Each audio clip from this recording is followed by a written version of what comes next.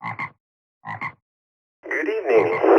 This is Bill, N6UTD, and I will be your net control tonight for the Papa System Great Outdoor Net. It is my pleasure and privilege to lead this net. Bob, W6CJX, is on a camping trip tonight, so asked me if I would fill in for him. So we're going to forage on without Bob and do the best we can do without him, but it's nice to be here tonight. This net, the Great Outdoor Net, meets every Sunday evening at 8 p.m. Pacific on the Papa System. It's a directed net, so please pass all net traffic through me. That'd be great appreciated. The Papa System, just if this is your first time listening in, or if you don't know yet, it's an open membership supported system in Southern California. And if you're a visitor, I encourage you to, or invite you to visit papasys.com. That's PAPASYS.com. And you can check out everything we have to offer, like, for example, how to become a member.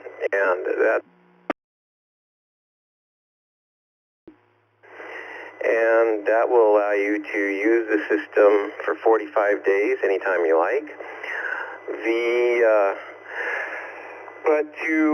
Once the 45 days are up, we invite you to become an actual member if you like it. And but the nets, like tonight, are open to all amateur radio operators, regardless of membership status. So again, you can check out papasys.com for that to find out everything you might want to know about the Papa System. So with that, let's go over here and check out announcements. A quick break.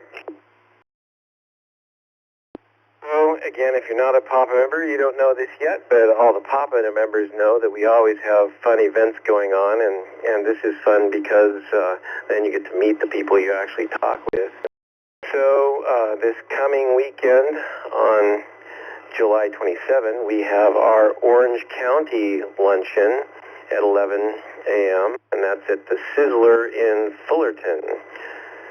So if you think you'd like to go to that, you can register at the Papa website. It helps the planners of the event know how many are coming, and they can let the restaurant know. And the restaurant people always like to know how many people are coming. So again, that's next Saturday at 11 a.m.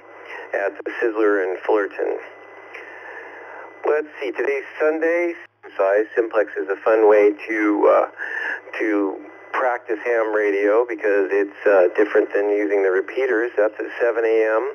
every Sunday morning, and that's on the VHF frequency 146.535. So I invite you to join us for that every Sunday morning.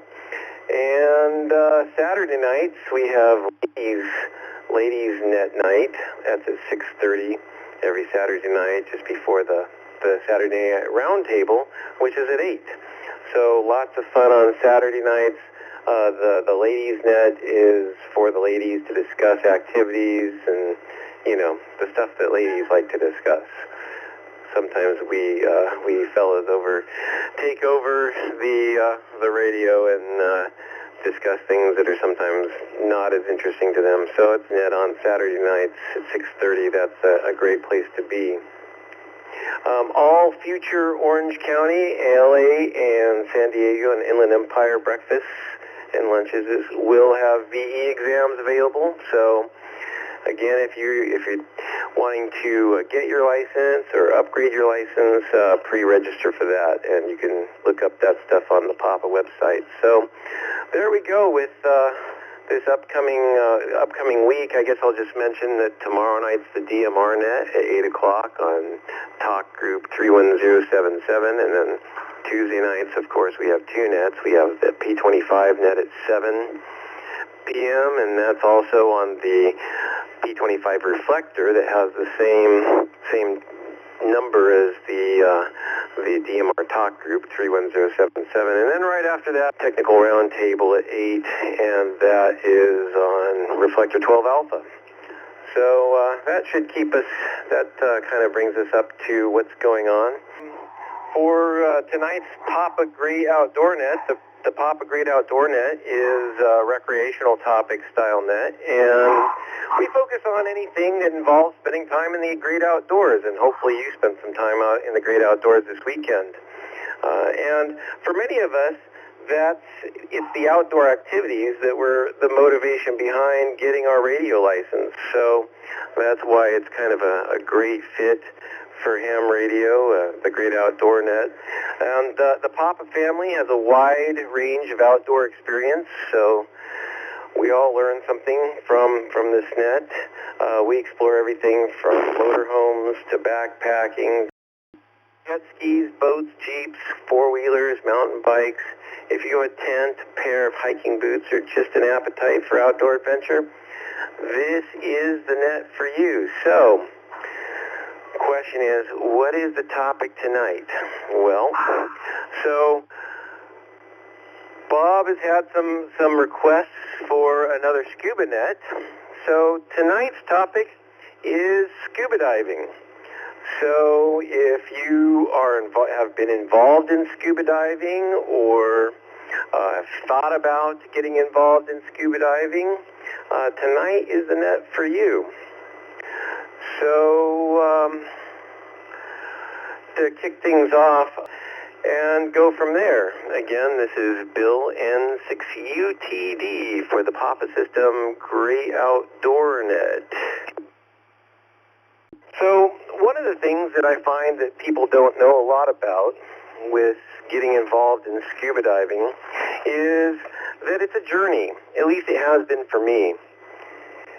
It's a journey, kind of like ham radio. You know, it's not something that you can learn all at once and that you know right up front. You just take one class and boom, you know everything there is to know about scuba. And it's not like that at all. It's kind of just like ham radio. You maybe take a class, maybe you took a class in ham radio, or maybe you study on your own, and then you realize what you didn't know, and then you focused on different areas of ham radio to develop those skills and learn the information to make you a better radio operator. And scuba is kind of the same way.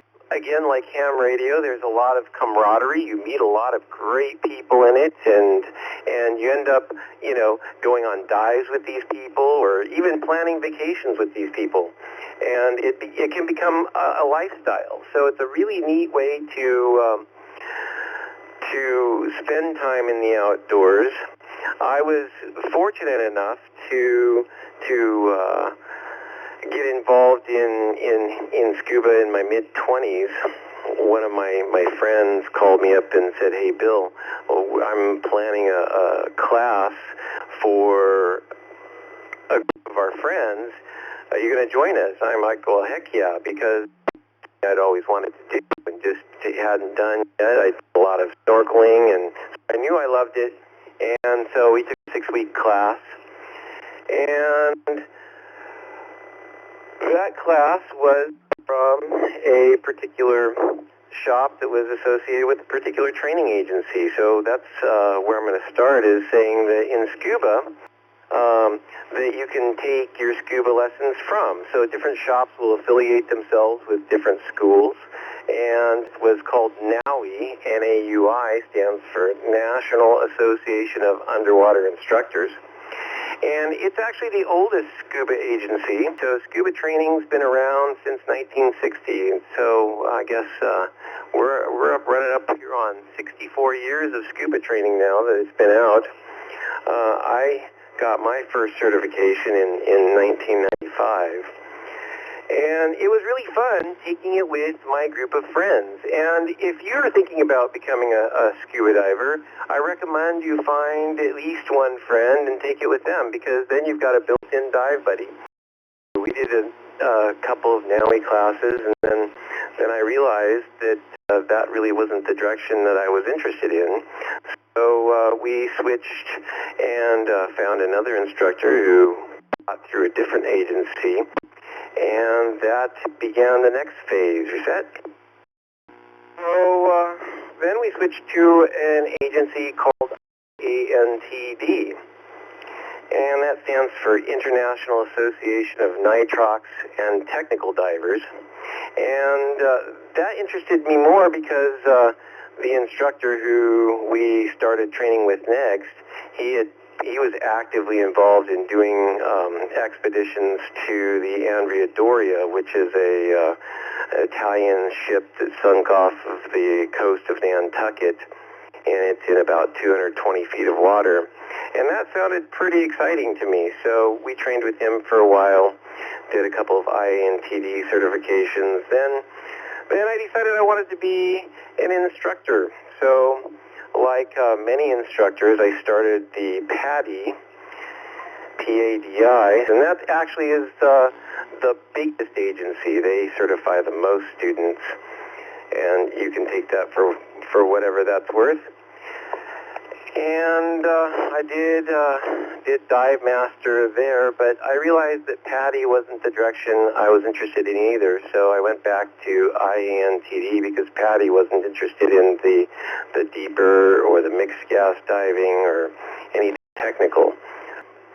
So there's something you should know about instructor memberships, instructor certifications, and that is that instructor is not the highest level. At least most instructor levels, most instructors are just basic instructors, and what that means is that just teaches you how to teach beginner class students, sometimes a little bit higher, but that's pretty much it. And so it's not the highest level, so it's the diver certifications where you really learn the diving skills and not from just becoming a professional. So anyway, that was interesting for a while, and then I moved on and did some other stuff, but I'm going to save that for later on. What I'd like to do right now is get started with some check-in. And if you'd like to share it, we'd like to hear what some of your accomplishments were or are, and maybe places that you've loved diving or snorkeling or free diving and why. Or if you've been snorkeling and been considering scuba and just didn't know where to start, you can ask questions, and we'll help you out as much as we can. So with that, let's get started with some check-ins. I'd like to get your name and call sign phonetically, slowly, and if you're duplexing, it's even better because then you're not stepping on each other, and I'll do my best to get you down, and if I don't hear you, I'm sure I'll get you again later. So let's go now with some check-ins. Name, call sign phonetically, slowly, please. Kilo Delta 6, Lima, Lima, Bravo, Logan on Papa 4. A6COZ, Tom. Kilo 6 Charlie Oscar Zulu. Whiskey X-Ray 6 Romeo, Chuck. P6 JGZ, Russ on Papa 20. Kilo 6 Golf India Kilo. Kilo November 6 Sierra Delta Julia. Kilo Oscar 6, Delta Golf X-Ray, Rick on Papa 6. Like a good list to get started with. So we'll go with, so I've got KO6 something Delta X-Ray, Rick on Papa 6. You can give me that back when we get back to you. I got KC6JGZ, Russ, and WX6R, Chuck, K6COZ, Tom, but we'll kick things off with Logan. Go ahead. What do you have for us tonight, Logan? Good evening, Bill, and everybody on the net. This is Logan, KD6LLB, and if you're listening, Bob and Carolyn, I hope you're having a great camping trip. I think the weather should be good. And thanks for doing the net, Bill. I forgot if I said, this is Logan, KD6LLB. I'm not paying attention. I missed the Simplex net. Didn't get outside except to run some errands and take care of some chores around the property. I did talk on the radio with some people who were outside, so that counts for whatever that counts for. It's not exactly getting outside. Anyway, as far as the topic, let me reset. So, yeah, I had diving sort of around me since I was a kid. I actually had a deactivated, a spear gun that was not capable of firing and didn't have any surgical tubing, whatever they call that. But I was given that when I was probably 4. We had family friends who were scuba divers back in the day, Aqualung and Jacques Cousteau and regulators that would make you basically struggle for breath. They were not very good. We also had, this was very important in my direction, we had one family friend in particular who was a spelunker, a very accomplished spelunker, and also a very accomplished scuba diver. I noticed that he was also the guy that the local authorities called, or anywhere in the state of Texas, they called when other cave divers didn't come back, and he went and recovered their bodies, and that happened more than a few times.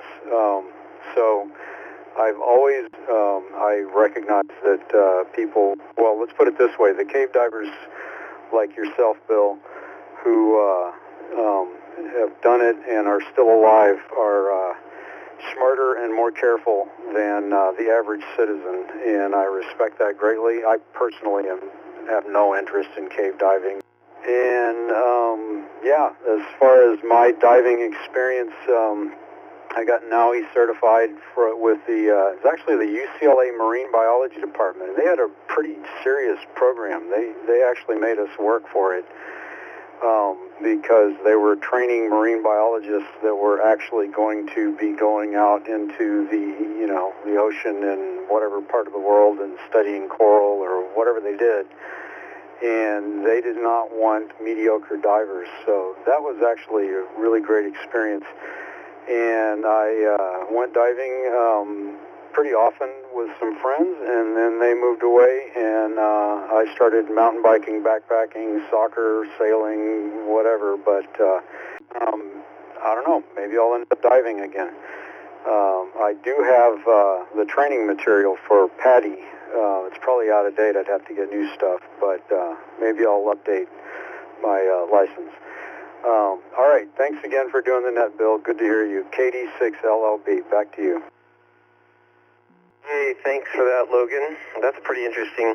So, yeah, I missed the Simplex net this morning, too. I was scheduled for something else outdoor this morning myself, and we started early to beat the heat. And thank goodness we did, because, at least in my area, by the time we ended, it was over 100 degrees. So we knocked that stuff out early, had it finished before it got too hot. But next week I should be there. Anyway, and yep, talking to a few people counts. Interesting, you still remember Jacques Cousteau. A lot of people don't remember. He's the guy who invented scuba diving. Yeah, he had the brand Aqualung, and then he ended up selling that to U.S. divers. And I forget who owns it now, but that's kind of how that went. And you mentioned bad rigs. That's kind of an interesting thing. It's one of the things you learn in scuba too. There's a lot of technical things that have to do with the gases. That can cause carbon dioxide buildup, and that will play tricks on your mind while you're diving, make you make poor decisions, and then when you're done, you have a bad headache from it too. So yeah, I know about those. So it's nice to have a nicely tuned quality regulator. Most of them these days, even the cheap ones, are pretty good now, at least for what most people do scuba diving. But you're right. Having a buddy to do it with makes all the difference in the world, whether you go or not. I mean, I've gone out on some of the boats sometimes just by myself, but it's just not the same as when you go with your buddy, right? And you experience that fun together. And if you don't have a buddy, one of the things you can do is kind of like going to the Papa luncheons. When you get to know someone, and that's what I ended up doing with my buddy. We went on, and as you mentioned, we did our cave training. We did that through the National Association for Cave Diving, and then did some additional training with the National Speleological Society Cave Diving section. And that was fun because it was challenging, and it can be dangerous. You mentioned the guy who goes and recovers the bodies. I mean, sometimes they actually save the person. Each agency has like their safety person that will go. Like NACD has one, NSCDS has another one, and then I think there's an overall. I forget what it's called. The overall safety one that goes and finds that, and then they write a report on what happened, so we can try to make sure it never happens again. But it's usually caused when someone breaks the rules, right? So we all know the rules, and then we break the rules. And that's when accidents happen. Or the person just didn't take the training in the first place, so they didn't even know what the rules were to start with. But, some of the colleges did the NAUI, the NAUI program. A lot more colleges. There's kind of like some vying for NAUI, some for PADI in the colleges, because anyway, I won't get into that too much, but now he's a non-profit, so that's why some colleges like them better. And you did it at UCLA, and you brought up, so that they can train the marine biologists. That brings up an interesting point, too, because that's one of the beautiful things about scuba diving is there's lots of different areas to explore in scuba diving. Like in this case, you talked about marine biology. Some people get into photography. Some people, you mentioned the spear gun. That's kind of how I started off. And I had to get a spear gun to start with, and I later learned that that wasn't the best way to get started. But at least it motivated me, right? And I have a couple stories on that. I don't know if we'll get into them tonight because I want to get more commentary from other people. But yeah, so they teach in some of these days, especially. I don't know if they did it for you, but these days they teach like if they do the marine biology thing, they teach you how to set up like a grid or how to count fish, and then they can keep track of fish populations that way by counting the fish or monitoring and logging the coral in these different grids and stuff. So kind of neat stuff. Anyway, thanks for that, Logan. And we'll move on to Tom, K6COZ. Good to hear you tonight. What do you have for us? Certified PADI diver, got to dive master, did search and rescue in the Salt River in Arizona for the Sheriff's Department. So I got certified in Mesa, Arizona, and did all kinds of diving in the Sea of Cortez, Guaymas, Mulegé, boat dives off Catalina, and San Clemente, all around the Coronados here. Lived in PB for 15 years, doing a reset. Did diving off La Jolla Shore, Scripps Pier, all around. Lots of boat dives, open water dives. So Sea of Cortez is really cool, seeing the the big manas and I've been diving for a long time. So really enjoyed diving, and done a lot of boat dives. So really, it's a great sport. Spearfishing, fun, everything. Back to net control. That's interesting to hear about you, Tom. I did not know that about you. So, just real quick, curious. You dove all over the place. How do you compare Southern California diving, like Southern California boat diving, to other places you've been? Well, in February off San Clemente, the water is like 58 degrees or colder, so you need a nice suit and a hood. And I recommend a dry suit, though. I always wanted to try it. But cold water out here, I'd rather swim in warm water. Sea of Cortez a little bit nicer down south. But yeah, pretty good visibility when you get away from the beaches. I tried some do a couple of off-the-shore beach dives in shallow water. Didn't turn out too good, but and some of the channels and stuff like that, night diving for lobsters, pretty good for PB in between Ocean Beach and PB. But yeah, cold water though. I'd rather dive in warm water. K6COZ. All right, well, thanks for that, Tom. Yeah, the water here is cold, and sounds like you're still actively diving, so that's fantastic. I'm just curious, do you have a long-time dive buddy that you've been diving with, or you just find different people as you've gone along? Yes, I did have a long-time dive buddy, Kelly, my neighbor, and we were like... lived in the same apartment complex, and we became really good friends and did a lot of dives together. And yeah, so yeah, a good dive, but you know that way you stick together, you know what's going on, and yeah, did a lot of spearfishing and hunting, and yep, gotta have a good dive buddy. Back to net control.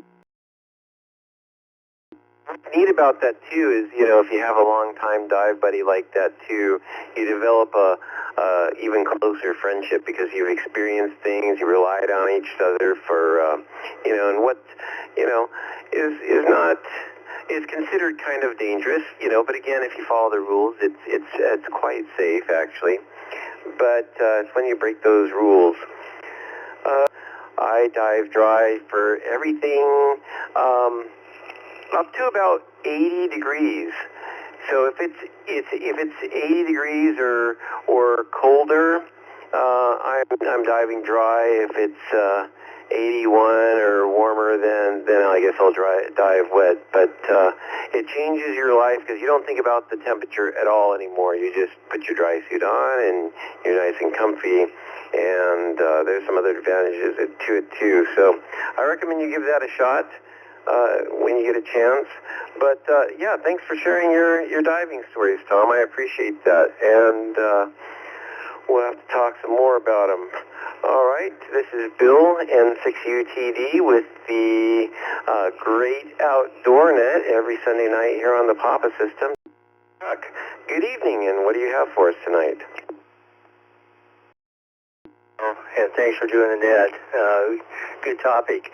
No, I got certified back by LA County back in 1968. I don't know if you all remember the show Sea Hunt, but they had the tanks with the dual big tubes, J valve. Anyway, yeah, and I've dove in Catalina. We used to go out in a boat called the Golden Doubloon, and many night dives, many day dives. And my favorite dive, though, was off of St. Lucia Island in the Caribbean. We did a drift dive. We dived 80 feet and drifted along this coral reef. Spectacular. So we got dropped off at a location, and then the boat went down and figured out where we were going to be coming up, and we drifted for, you know, I guess about an hour. I don't know. But yeah, many dives. I love cold water. I like the Catalina kelp diving and game diving. And by the time you put on a thick wetsuit on a boat, you're ready for that cold water. But I haven't dove for about 20 years, so shame on me. But yeah, I go way back. The guy that certified me, his name was McCormick, and he was number one on the LA County. So that's when I was certified. Anyway, thanks, Bill, for that. Was cool. WX6R, back to net control. Chuck, yeah, so, yeah, LA County had a pretty infamous program. I don't know if they still have their program going or not. I bet they do. But yeah, Sea Hunt, pretty funny to watch them fight underwater and stuff. But I've been on the Golden Doubloon myself. In fact, I think the Golden, is probably towards the end of its life, and it's one of the few dive boats, maybe the only one that had engine trouble while we were out on it one time. So they had to call, what do they call it? I don't know, whatever, the harbor, whatever. They have the different boats pay for like basically AAA, and they send out someone to help you anyway. But that was pretty funny. Yeah, so the drift diving is another fun way of diving. You know, the boats usually they'll predict where you're going to come up, or usually you follow the bubbles, or like the leader of the diver will run a buoy up to the surface so the boat can follow along. Both ways work pretty well. And so that's another fun way, because you just kind of float along and watch the sights change while you're doing it. That's a pretty neat thing. But you mentioned California diving, enjoying the kelp. You know, when I'm not doing other kinds of diving, for like regular open water diving, it's maybe my favorite. I think that California diving is world class. And especially if you have a dry suit, then the cold water doesn't bother you at all. There's just nothing like the mystery of swimming through a kelp forest. It's kind of like being Jack and the Beanstalk to me. Some big old black sea bass in there. And for those of you who don't know what a black sea bass is, it's a big 100-pound fish, maybe more. That is just slow moving. You come around a corner and there he is. They don't hurt you or anything. They're really exciting to see, and they like to hang out in the kelp. So that's kind of neat. But you mentioned another kind of diving. You mentioned my third favorite kind of diving, actually, and that is diving along cliffs or ledges, drop-offs. That is just so magical too, because you're swimming along the cliff or the drop-off, and you look down into the deeper water, and it just is so pretty to look down into that. So, anything else you wanted to add to that, Chuck? Thanks, Bill. I've enjoyed my diving, the clear, warm water. You know, it makes it a lot easier.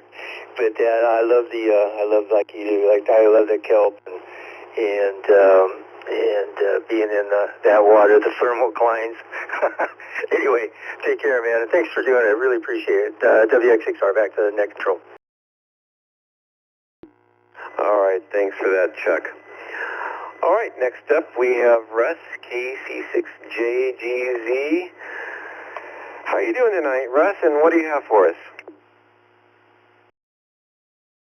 Well, as far as diving, I got my NAUI basic back in right out of high school through the YMCA, and I got my advanced in NAUI from Cal Poly Pomona, and dove up until what I call BK, before kids, and haven't dove since.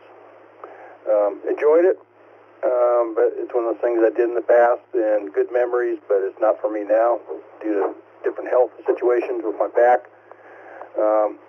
But, you know, you mentioned some of the dangers of diving too. My brother, who seemed like he was always in really good shape, worked out, all that kind of stuff, did martial arts and wrestled in high school and college and the whole bit. I think with Patty, I can't remember exactly. And on New Year's Day in 2021, he was diving with his dive partner in Lake Penn, Oriel in Idaho, off this train wreck that's about 95 feet down, and had a massive heart attack. So, you know, stuff happens, but he always enjoyed it.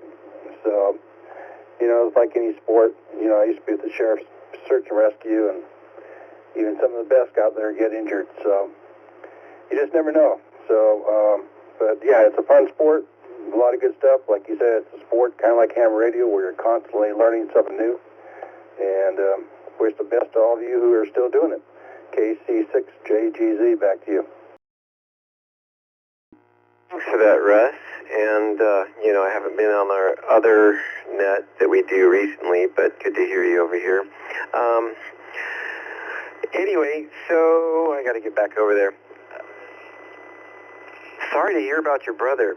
That is terrible, and that's kind of especially considering that he was in good physical condition. You wouldn't think that he would have a heart attack, but he was close to 100 feet deep. That's pretty deep. That causes, and so for one of the things that you learn about scuba, especially as you take more classes, when I first started, I just thought it was I just wanted to get it out of the way. I wanted my ticket so that I could get on the air or get underwater in this case, and I didn't really care about the class so much. But then I discovered that that the stuff that they were teaching was actually valuable, and the learning was fun. And one of the things that you learn is that when you go down like 100 feet, like your brother was, and you're breathing the gases, he was probably breathing air in this case, but maybe not, maybe something else. At 100 feet, each breath of your breathing gas is more dense. So at 100 feet, their breathing gas is then on the surface, and so that increased pressure causes increased pressure on the heart, and that could have contributed to his heart attack, unfortunately. And I noticed it's 2021. There's probably a couple other things that could have contributed too, but yeah, that's a bummer. But most of the time, if it's not something out of the blue like that, and you follow the rules, you usually don't get hurt. So thanks for sharing that with us. Anyway, next up we have, I think it was KO6 something DX, Rick on Papa 6. If you could help me with your call sign, and what do you have for us tonight?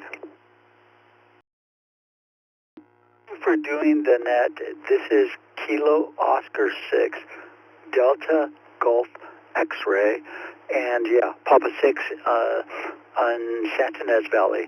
And I have been enjoying you guys, and at first I thought, like, wow, I got nothing to go with that. I realized I had connections to that, and I'll try to be brief, concise. But for one thing, yeah, I heard somebody mention Sea Hunt. Oh my God, I watched Sea Hunt as a child, growing up in the 60s, and I thought like everybody was trying to swim up on the other guy and cut off his air with his knife, and there was knife fights under the sea, and that's what scuba diving was about. But phase 2, there's 3 phases. Phase 2 was I was an elevator mechanic in Santa Barbara, and I worked at Santa Barbara Community College, SBCC, and they had an awesome program for scuba divers to learn how, not for just scuba diving, but for how to do it industrially. So they had all those, suits and teaching them how to weld, and they had a tank. The classroom was 2 stories, so I had to go in there and fix their elevator from time to time. But they would teach these guys, I hope they still have that program, how to do this industrial diving. And so they did a lot of that stuff. I mean, the boats needed to be scraped, and they need the guys go underground. But lastly, my 3rd phase is I realized I had a connection to scuba diving through being a citizen of the Central Coast. The Conception fire, it was a boat that headed out, and it was all you guys. It was divers. It's a diving boat. So they headed out to Santa Cruz Island, and when they were all asleep under the deck, it caught fire, and 34, I'm sorry to say that, but 34 people perished, and the boat burned up. And I just want to send out to all you guys on the net to do your prayers and stuff, and pray for the souls that were lost on the Conception, and that was kind of like all my connections to diving. And going forward, any of you guys who are like industrial divers, it would be fun to hear from you. So that's all I got. KO6 DGX. Rick, thanks for that. Yeah, so that's pretty interesting. Yeah, Sea Hunt was responsible for a lot of people getting into scuba diving, but it's funny you thought that's what it was too. You know, it's obviously we don't go down and have knife fights underwater, but yeah, it still inspired a lot of people to get involved in it. Regarding what you called it industrial diving, they call it commercial diving. And so, you know, Santa Barbara has a commercial diving school. I'm not sure how many other places, but those are commercial diving. Actually, for the most part, isn't scuba diving. So this is kind of a fun fact. So the reason we call it scuba diving is because it uses the scuba apparatus that, you know, Jacques Cousteau designed, which stands for self-contained underwater breathing apparatus. And so that's basically a tank and a regulator. And the guys that do the commercial diving, most of the time, I mean, a lot of them probably decided they wanted to commercial dive because they liked scuba diving. They did that first because, you know, you don't spend a lot of years in commercial diving because you have a short lifespan on that. Even if you live, and most of them live, right? But I'm not saying it's that dangerous, although it is dangerous. But they don't use, they don't use tanks and regulators. They're tethered to the boat above them usually, and they have there's a guy on top there. He's called the dive master, which is kind of different than the dive master on scuba boats, and he's in charge of, you know, making sure that the hose and whatever hoses, you know, one hose might be for air that pumps the air down to the diver, and another hose is for oftentimes for hot water. So they'll wear wetsuits even though they might go down, you know, hundreds of feet. Pumped through their wetsuit to keep them warm, and then they might have a comm too. Usually they wear commercial diving helmets, and so they're not wearing, you know, a mask like a scuba diver would wear. So that's kind of the difference there. Anyway, kind of interesting. Yeah, in the past they made a lot of money. Recently, I've heard that the money has gone down because they've been hiring some of the people who hire commercial divers have been hiring more from countries other than the United States where the wages are less, and so that's brought down some of the money involved in commercial diving. But a person could still make a good career out of it for a few years, I'm sure. Still, yeah, and they can. I dove that boat once too. That was a sad story because it was actually a pretty good operation, pretty well-run operation. But you know, obviously, if you followed the story, you discovered what the shortcomings of their operation were. And you know, they ran. It kind of scares me looking back on it. You know, they ran their operation pretty much just like all the other better scuba charters ran their operations as well. And you know, you're sleeping and you don't know if there's someone on watch or not. There's supposed to be someone on watch, but you know, you're sleeping, you don't know. And then, you know, what's changed recently, I guess they finally determined it was a lithium-ion battery, you know, so now as battery technology has gotten better and they started using lithium-ion batteries for camera strobes and mostly lighting and, you know, other things too. Overnight boat, known for being a multi-day charter trip boat, really. You know, so you get out and you plug your batteries in and a bunch of lithium-ion batteries, and you know, they were just the unlucky boat that had one catch on fire and their watch person wasn't paying attention. I never heard of such a bad. I think that's the worst scuba disaster ever, at least in Southern California for sure. That was really sad. So yeah, we appreciate your thoughts for those divers. So. Anyway, thanks for that, Rick, and even though you're not scuba certified, you have a connection, and I enjoyed hearing about your connection to scuba diving. This is the Great Outdoor Net on Sunday nights on the Papa System, and I'm Bill, N6UTV, your net controller. And I reached the end of my list, so I'm ready to take some more check-ins. So if you'd like to check in with the name and call sign phonetically slowly. Delta Golf, James, Papa 6 in Solvang. Hey, Bill, this is KO6DGX on Papa 6, and returning after you're done, and I had one further comment that you lit up, KO6DGX over to the next.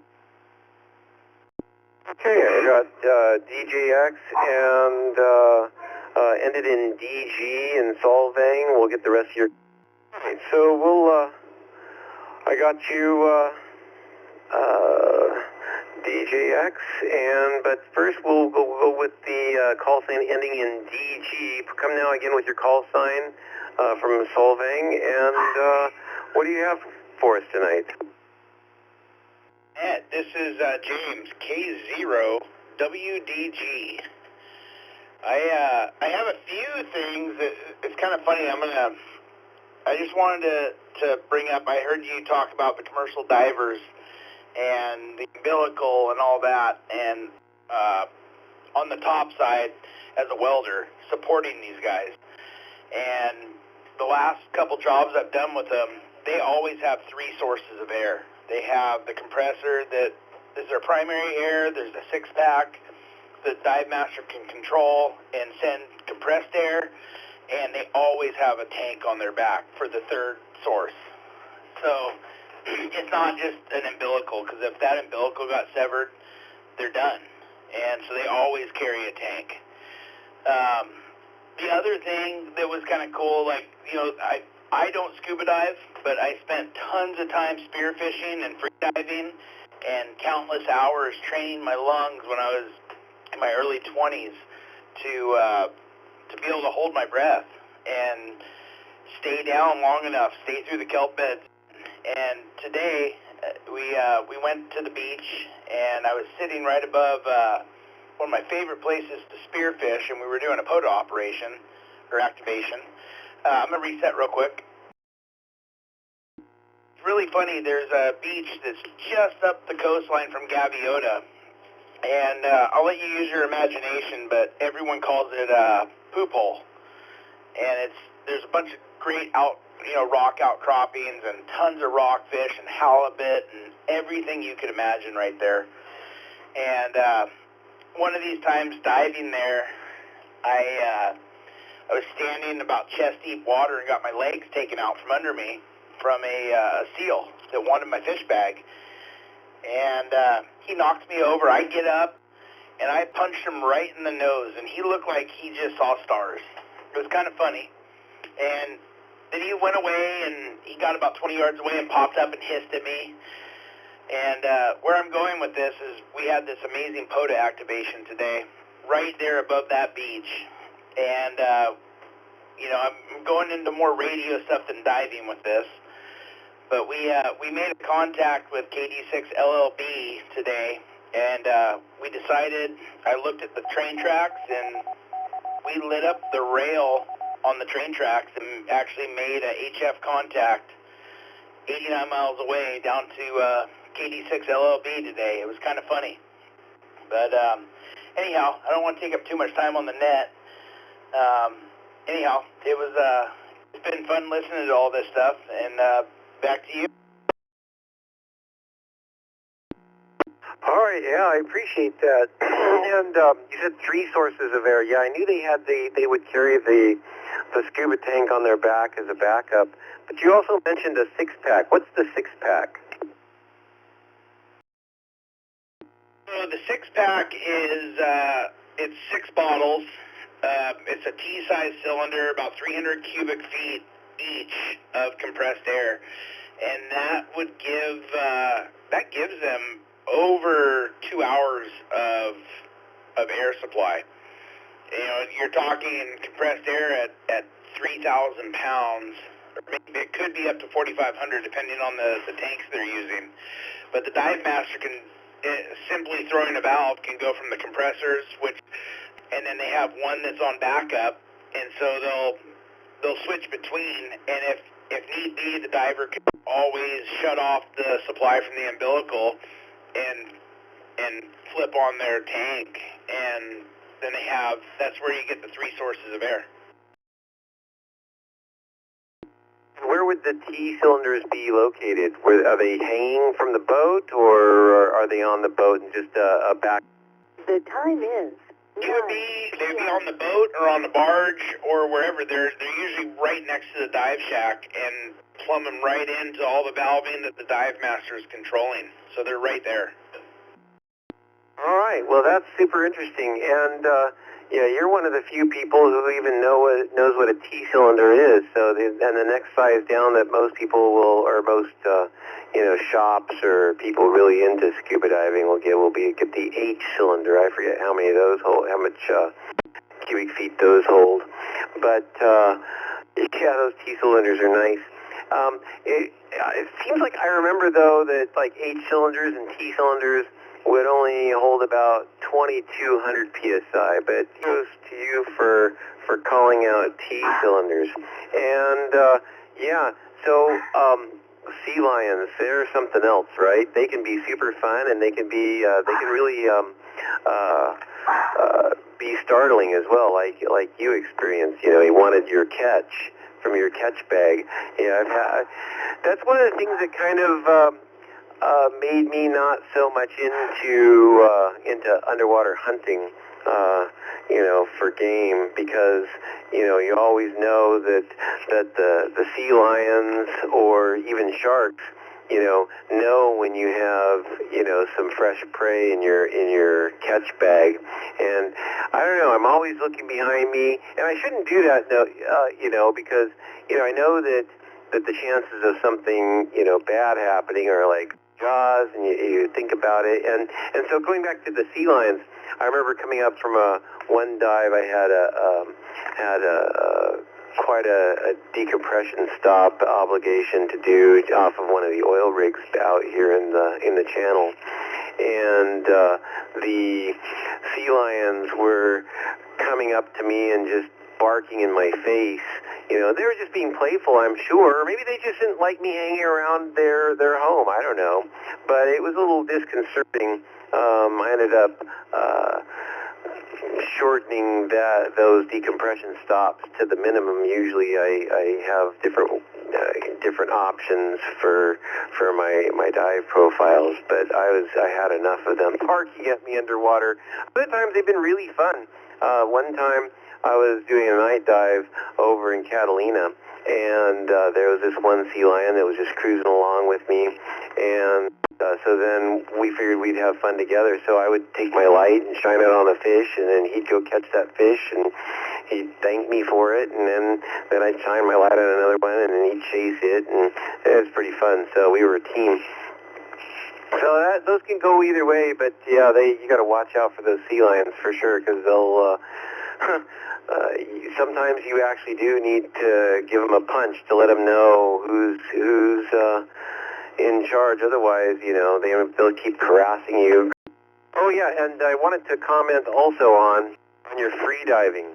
That's something I started to get into. Probably never got into it at the level you did because you were using it for hunting, but that's a great way to hunt, because you're completely quiet, kind of like a rebreather, except you don't have to have the rebreather. So that's one of the advantages of rebreather diving. You get to rebreathe the air and there's no bubbles. So you're super, super quiet. Same thing with free diving. So for those of you who don't know, free diving, some people might call it snorkeling, but it's not snorkeling because you're not just staying on the So you take a breath and you train. The better physically fit you are, the better. And you just pop straight down and go as deep as you want to, or as deep as you can, and hang out there and see what there is. And it's a fun, challenging sport, and there's a lot of incentive to get in better shape doing free diving too, because you want to do it better. and it requires getting in better shape. So my hat's off to you on the free diving. My max depth I've ever done free diving was 46 feet, which, you know, to me felt like I realized I have no tank to get a breath of air from until I get back up to the surface. You've probably been deeper, but in fact, I'll let you comment on that. What are some of the depths that you were going to? Went was about 60 feet, and that's a lot. But the deeper that you go, the more your lungs compress, and if you can get down there fast enough, you end up, you know, you conserve as much energy as you can, and you can hang out. And I was fortunate enough I could get 2 or 3 shots off before I had to come up for a breath. If I missed, I could recock that gun so fast and get another shot off. Also, I had friends that were big into the blue water. Like, I was always going off the beaches, but I had friends that were big into the blue water. They're running, 6-foot long guns, all made out of teak, that were neutrally buoyant once it's shot, and they'd have 30 feet of float line tied to the gun, and then went to a lifeguard can that had another 70 feet of float line stuffed inside of a pipe inside. They'd shoot a huge fish, and they just let it go, and then there's a lot out there. But, I heard you talk about the black sea bass, and, those things, they'll get to 550 pounds in a heartbeat, and they're the most, it's like the gentle giant of the ocean. But, anyhow, I've only ran into a couple smaller ones, maybe 150, 200 pounds, but they're amazing. Anyhow, this is K0WDG. I'll go back to net. Yeah, thanks for that. And you're not kidding. When you're down 60 feet on breath hold diving, it feels like you're way down there. So kudos to you on that. And I never ended up getting one of the teak guns. I had one of the aluminum ones. I forget what the brand was, but they had funny names for them. Mine was called, I think, a sawed-off Magnum or something. So what else? Oh yeah, and then that's right. I couldn't remember how big the black sea bass could get up to. Thanks for sharing that. Yeah, those gentle giants. So they're protected. Just for those of you who don't know, they're protected in California waters because they're just so too easy to kill, right? So they're protected, and I never saw one, and then finally, at least for a decade. And then I finally saw one, and they were kind of, their population kind of got decimated, and it's coming back now. And there's a school of them, or family, that live over near the Catalina Underwater Park. So if a person ever dives the Catalina Underwater Park, there's a good chance of seeing one. And I've seen a number of them in other spots around Catalina too. So again, one of the neat things about diving Catalina. Well, thanks for that. And is KO6DGX, go ahead. Thank you, Net Director. Very cool to hear you guys on those stories. And I just wanted to say, coming back in, that to all you, commercial divers, check out this movie. You can find it online somewhere or Google it, but the title is The Red Wake of the Red Witch, and it stars John Wayne, and it's a really cool movie, but and so I don't want to tell you about the end, but it would be fun, I think, for you guys to look at. And from that station that was just talking to you, he's a logo for me, and that was very interesting. And I would not.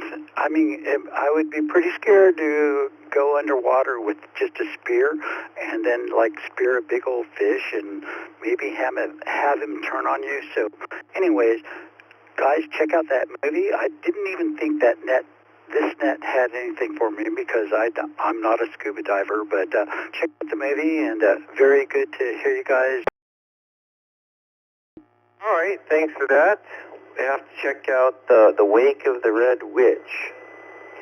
This is the Great Outdoor Net every Sunday night on the Papa system, and tonight we're talking about all things scuba diving. So, experiences or have been thinking about becoming a scuba diver and have a question, please call now with your call sign, slowly and phonetically. I got KO6 Delta Golf, I think it was, with the recheck. Anyone else? Recheck. From the spearfishing days. Whiskey 7 Victory. I've hung it up since then, and I might get back into it. As funny as the sea lion, it was, I was at Tahigas Beach, which is right between El Cap and Refugio, or right before Refugio Beach, I'm sorry. And I go down there, and there's always a really nice kelp bed, and there's all sorts of fish. I'm swimming through the kelp, and I decide to pop out on the outside edge and just see what's out there. And I come out of the kelp, and I take a hard left, right when about an 8-foot white shark came around the same corner. And we looked at each other, and we both scared each other. And it was one of those things, I wish I could tell a fun story that I booped him on the nose or said hello, but I did a double back, and I never swam faster through kelp in my life. And I went straight to the beach, and I didn't get back in the water that day. And but it hasn't deterred me from getting back in the water since. So every now and then you run into something like that, and that's their playground. That's where they live. That's their house. So there's always that danger, but it's always in good fun. K0WDG, back to net. All right, thanks for that. And, you probably didn't think it at the time, but you're actually kind of lucky to see a great white. Very few people actually ever see one. Thing, though, said, okay, well, it's, I think I'm going to call it. So I'm glad it turned out all right, and yeah, I think they're afraid too. So, but then they get hungry. That's the problem. But that's another topic. Anyway, all right. And I think I heard there was a WYZ station that was attempting to check in there. Go ahead. Come again with your call sign. Yeah, hi there. This is Mike, and that's Whiskey 7 Victory Yankee Zulu. And I've really enjoyed the conversation tonight, and also just this outdoor net in general over the last few weeks since I've been visiting California. So thank you for that right off the bat. And I was also just curious how you pick the topics for the weekly conversations, and how the process goes for that. Hey, thanks for that, Mike. So Bob, the usual net controller for this net, he picks the topics, and he gets his ideas from a lot of different places. Sometimes it's difficult, because you think that you've already covered something once, but then, there's a different angle, or people haven't been able to talk about it for a while, and it's time to talk about it again. But I think he gets requests. And so in the case of tonight's topic, we've had a scuba net before, but it's been a long time, so I think he was getting some requests to have another evening of talking about the great outdoors and scuba diving. So that's how tonight's topic came up. We can ask Bob next week when he's around, or if you happen to be around Tuesday night. I don't know if Bob, and you have a D-Star radio, I don't know if Bob's doing the always around. You can ask him too, but close to that. Does that help you out there, Mike? Yeah, that's great. Is there any way to see what the topic is? It's like an upcoming topic for next week or the week after, so you can plan it, and or where's a good place to make submissions for a topic to Bob? Bob can be reached, I think, I forget what his email address is, but he's good on QRZ, W6CJX. is his call sign. One more time, W6CJX. And you can ask him if what he has plans coming up. Sometimes, the net controllers they give us little hints that they're going to be talking about a particular topic in advance. Like, we've had topics like which is the best satellite communicator to use out in the wilderness, or what do you do for footwear and socks? And we've talked about socks. So sometimes they say in advance what the topic's going to be. Sometimes he doesn't. So you just have to. Our best bet would be just to send Bob an email. Anything else? No, that's good. I appreciate that. Thank you. Looking forward to hearing more. We'll tune in next week. Okay, thanks for that, Mike. I'm at the end of my list, ready to take some more check-ins. It seems like it might be slowing down. Last call, so if you want to be on the next group of check-ins for the Great Outdoor Net, this is Bill N6UTD. Please call now with your name and call sign phonetically. Last call. Kilo Delta 6 Lima Lima Bravo Logan, recheck. Kilo Oscar 6 Charlie Oscar Juliet, Johnny. Johnny, one more time with the call sign.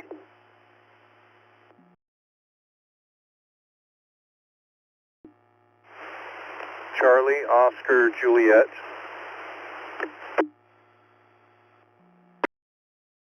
Okay, got you. And then there was one more that doubled with Johnny. Go ahead. So Charlie, Oscar, Juliet checked in, and there was one more. So if you're not Charlie, Oscar, Juliet, and you tried to check in, please call now with your name and call sign. Kilo Delta 6 Lima Lima Bravo Logan. I'm not sure I made it in the first time. Sorry, I got you, Logan, but there was one more. All right, well, we'll come back to the one more. Okay, so go ahead, Logan. Thanks for checking back in. What do you have for us? Okay, thanks again, Bill. This is Logan, KD6LLB on Papa 4. I was just reminded with the discussion of shark encounters. I surfed, I don't know, I've been here 35 years and have been surfing. I actually learned to surf on the Texas Gulf Coast, but that didn't count because the surf is bad there.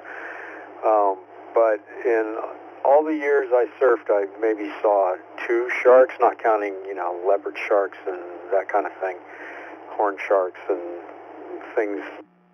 And for a number of years, we used to take visiting friends and family members to Santa Claus Lane, the A-frame surf shop there.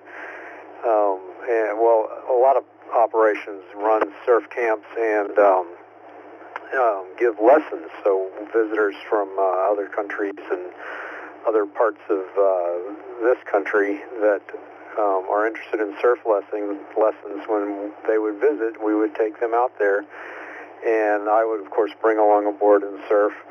And it's a pretty remarkable operation because there are juvenile white sharks all around. Depends on the day. Sometimes they're around, sometimes they're not.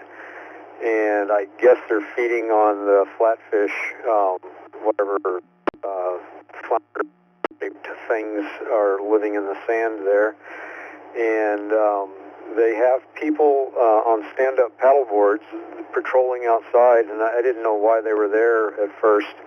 And so I asked, and they said their rule, if I understood correctly, was basically if anything bigger than 6 feet shows up, a shark, a white shark in particular, bigger than 6 feet, it gets kind of on the dicey side, and everybody has to get out. And we all, occasionally, something would show up, and I don't know, 50 or 100 kids would go splashing back in the ocean with the juvenile sharks. Anyway, if you want to see white sharks, that's a place where you might be able to do it. Generally not big ones, but anyway, thought that was pretty interesting. All right, thanks again for doing the net, Bill. KD6LLB. Thanks for that, Logan. And where was that location again? That's Santa Claus Lane, which is on the way to Santa Barbara. I'm drawing a blank whether, I think it's after Carpinteria. I don't know, maybe James is out there. I should know where things are on the coast, but I just drive by feel. I don't really think about it. I've been going there so long. But it's on the way. It's between Ventura and Santa Barbara. Back to net, KD6LLB. Thanks for that, Logan. That's pretty interesting. Yeah, I think it's really interesting how, back in the days of, say, Jacques Cousteau, and you can't even hardly find these videos anymore, but I remember watching Jacques Cousteau videos, and they'd go underwater, and if they saw a shark that came close, they had those bang sticks, and which basically was, I guess, like a shotgun cartridge on the end of a stick. And if it got too close, they would just, hit it with this bang stick and neutralize their perceived threat of the shark. And then, of course, then there was all that blood in the water, and all the other sharks would eat that one. But pretty crazy by today's standards, because now there's so many people, not just marine biologists, but people who have become shark experts on swimming with the sharks, and they know how to tell whether it's safe or not. And it's the shark's home, not our home. And one thing that I looked up some statistics on sharks, closely involved in the scuba industry. That's one of people's number one fears is sharks. So to help put people's mind at rest, and I don't know how many people's minds actually got put to rest when I would tell them this, though. But the chances of a shark of dying from a shark attack are pretty slim, actually. So the statistics are that sharks usually eat about once every 2 weeks, and so the chances of you meeting one on the day that they're hungry, is 1 out of 14, right? So that lowers your chances of a dangerous encounter. And then, we're just not in their food chain. Most of the time, they like to eat seal. One of their favorite things. So, if you don't look like a seal or a sea lion, that's usually what they're after. But in the case that you're talking about, they're eating these flounders. I've seen some pretty big flatfish. What is the name of that beach down in San Diego? I don't know. I've done so many dives there. I forget the name of it right now. Anyway, those would probably make a pretty good meal too. Those big flatfish, so I can see that. That make lots of noise, and I've only seen one, what I consider to be one really out of close to 1,000 dives, maybe dangerous, and that was a mako shark off the coast of Catalina, but. The reason it got my attention because I saw this sunfish. I've told this story before. Maybe you haven't heard it. I saw this sunfish. I was coming back up from a really deep dive, and usually hang out at the surface. Take a big swimming really fast above me, and then he took a deep dive down, and then kept going really fast. I remember seeing a sunfish move so fast. And then this shark was chasing it, and then after the shark was a dolphin chasing the shark, trying to distract it from the sunfish. It was the darndest thing I ever saw. He wasn't interested in us at all. So, and if it is a bad shark encounter, I don't know if this helps anyone, but 50% of people live through their shark attack. So there you go. Anyway, thanks for that, Logan. And next up is, I still didn't get the beginning, something COJ, Johnny. Go ahead and correct me one more time with your call sign, and what do you have for us tonight? Hey, good evening, Bill, and everyone listening on the net. This is Johnny, Kilo Oscar 6, Charlie Oscar Juliet.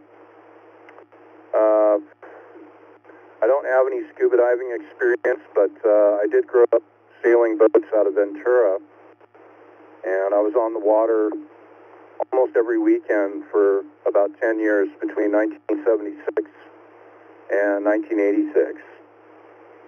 And one summer day we were out off the coast of Anacapa Island, and we were fishing out there. We were on a 50-foot sailboat, and it was really hot, and jump in and go for a swim. And he said, sure. And he went down below and came up with some fins that fit me. I was about 13 years old at the time, and a scuba mask with a snorkel on it. And let me reset. And anyway, so I jumped in, and he tossed me the fins, and I put them on and put the mask on, and he gave me a brief instruction about how to clear the snorkel and all of this. Anyway, I was swimming around a little bit without the mask on, and finally put it on and did a couple of free dives down there, and I was just astounded by the amount of fish, 200 feet of water. Just red snapper everywhere, and rock bass, and the like. And it was just absolutely incredible. And I always had a desire to do scuba, but never had the opportunity. I had a couple friends that were really big into it, and had threatened to take me out, but it never happened. Anyway, really enjoyed the content and everyone's contribution, and I'll hand it back to you. KO6COJ, back to net.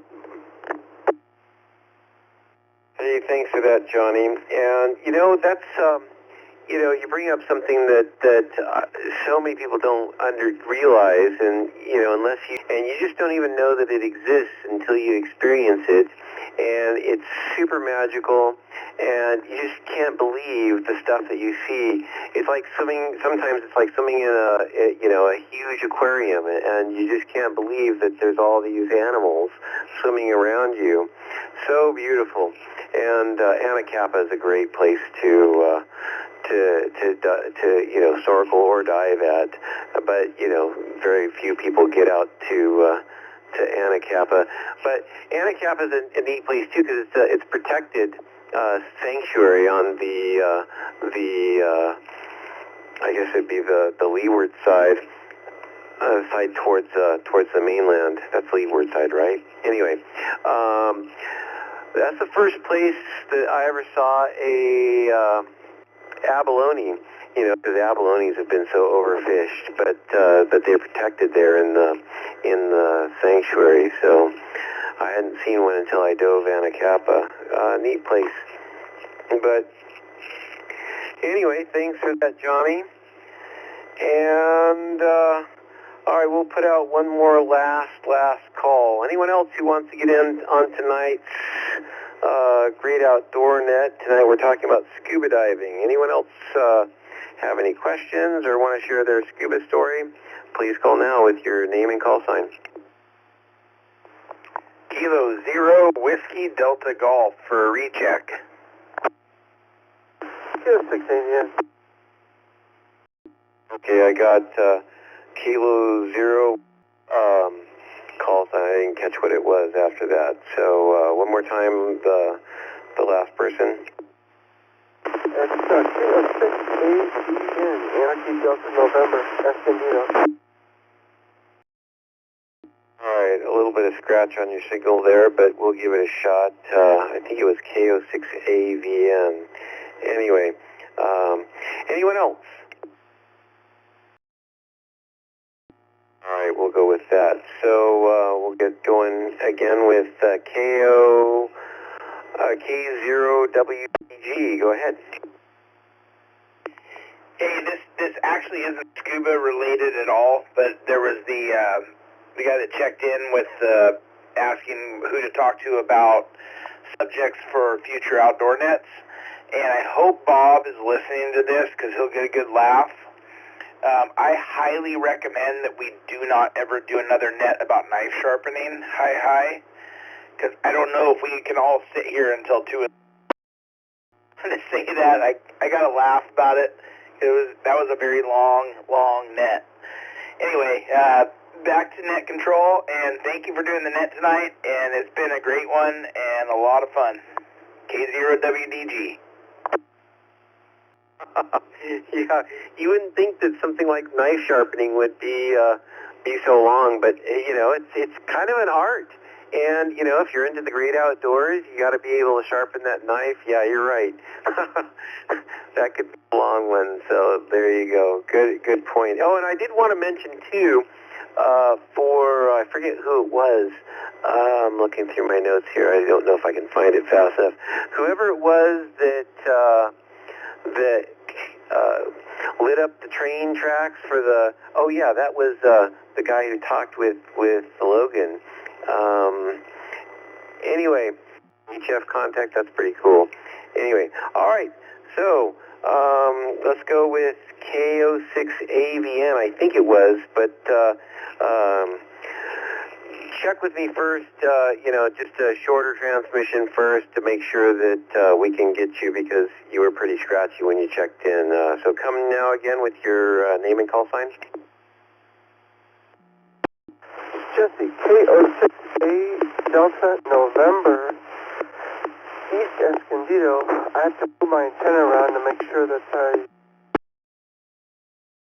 Yeah, you're standing in the perfect spot right now. Thanks for that, Jesse. Go ahead. Well, so anyway, I grew up in Pasadena mostly. We had a 64-foot schooner in Long Beach, and my dad and I and a whole bunch of friends from, I want to say Signet and JPL, used to do trips to Catalina, and we would go down and, I would buddy breathe with my father, and we would go get some abalone, come out, barbecue them, and put some salt and butter on them, and they were pretty good. All right. I'll have to take your word for that. I've never had the chance to try. Endangered, and then I think so the only way you could take them, and I think this is the way it is today, is you have to be in the have the license and be in the right area and everything, but you can only free dive for them, so that's kind of how they're protected, is because you have to do breath hold diving. That's the only way to get them these days. I've never had one, but thanks for that, and that's pretty interesting. They got so overfished that the only place I ever saw one is at the sanctuary in Macapa. But thanks for that, Jesse. All right, with that, we'll go ahead and call it an evening for this week's Great Outdoor Net. And hopefully I did Bob all right, and hopefully Bob's having a good camping trip. So if you're listening, Bob, we're all thinking of you. And if anyone has any other questions about scuba, it's one of my favorite topics to talk about, so you can feel free to look me up on QRZ and send me an email. If you're thinking about getting into it or whatever, have some questions, I don't mind helping you out. Anyway, otherwise, that's it for me tonight. Thanks for everyone who checked in and shared their stories. I found them all very interesting. Kind of surprised to hear some of the different people that I didn't even know scuba dove and scuba dove, and those of you that don't scuba dive, some great stories too. So thanks for that. The net is all about you. And without you, we don't have these great nets on the PAPA system, so thanks for making the PAPA system great by participating. That's it for me. I'm Bill N6U consider the net over and the system back to normal use. Have a great week.